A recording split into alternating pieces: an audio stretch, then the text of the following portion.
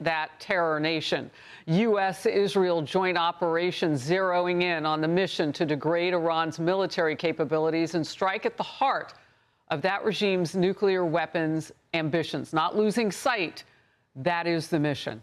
I'm Harris Faulkner. You are in the Faulkner Focus. The Pentagon with a new update this morning on Operation Epic Fury. President Trump is doing what no other president had the guts to do. Previous presidents were all talk. He's all action. On the battlefield, because of the latitude the president has given us, American firepower is only increasing. Iran's decreasing. We have more and more options, and they have less.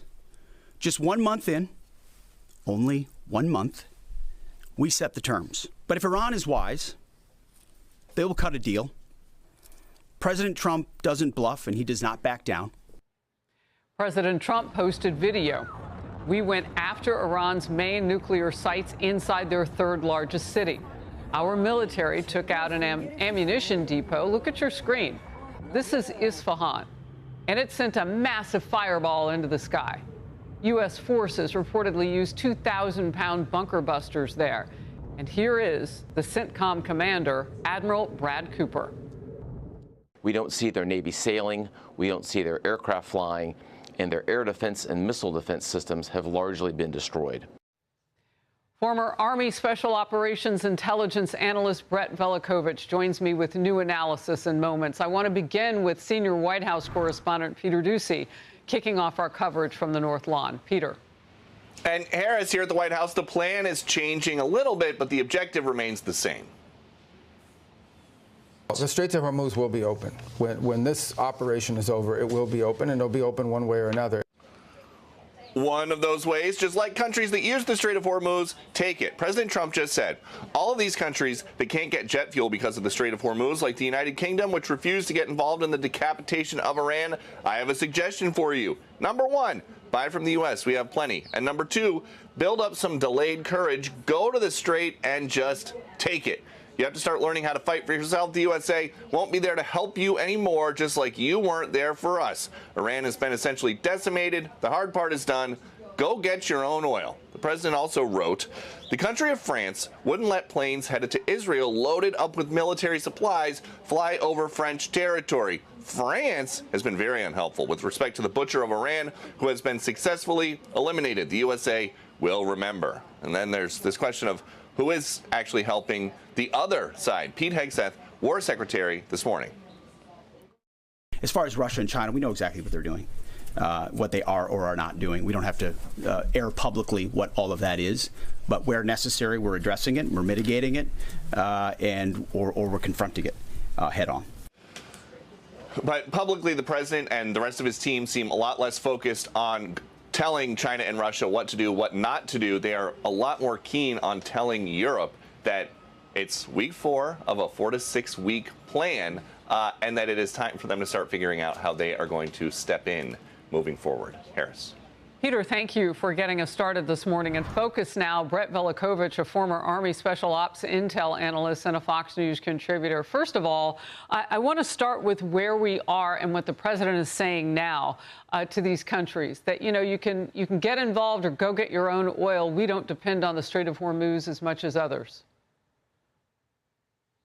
Well, yeah, you're exactly right. And look, strength is what's going to create the conditions for diplomacy. You're not going to get better behavior from bad actors like Iran by asking nicely. You get it by making the costs of bad behavior just unbearable.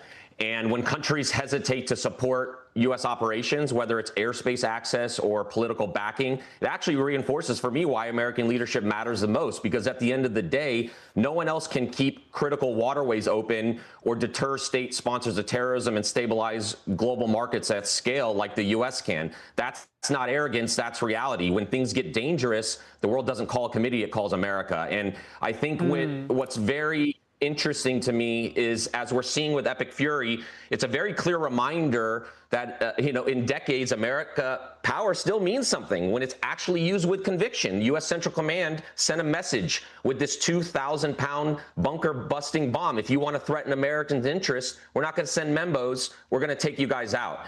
And what's even more telling, Harris, is how quickly the Iranian regime seems to be fracturing under pressure. You've got now this newly elected supreme leader who's issuing these rare statements, morning commanders like the IRGC Navy chief. It tells me everything I need to know. They're in survival mode. The regime's bleeding leadership. They're losing major strategic assets. They're scrambling to project control on negotiating behind the scenes. That is not a position of leverage from the Iranian regime. That's a position of desperation. They're running out of options. Look, I wrote down what you said. When the world gets dangerous, the world doesn't call a committee.